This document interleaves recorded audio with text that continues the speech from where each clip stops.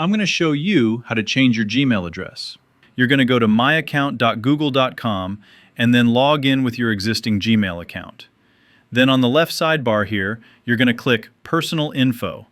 And then from the Personal Info, click Email. Then on the top, you'll see your Google account email, so we're going to click into that. And at this point, you might be prompted to type in your email password again just to authenticate one more time.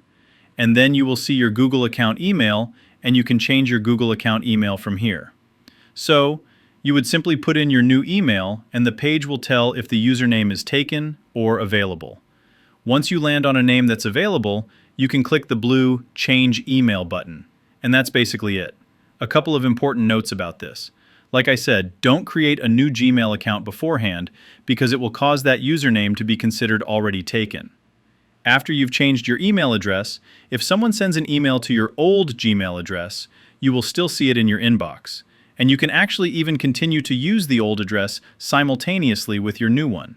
It shares the same exact inbox, so any email sent to your old address will show up in the inbox normally.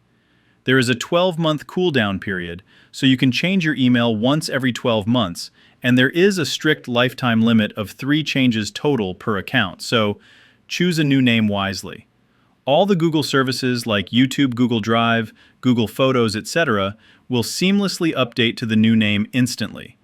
But if you've used the Sign In with Google option when logging into third-party websites, those might temporarily still require the old email handle to authenticate until their external databases refresh.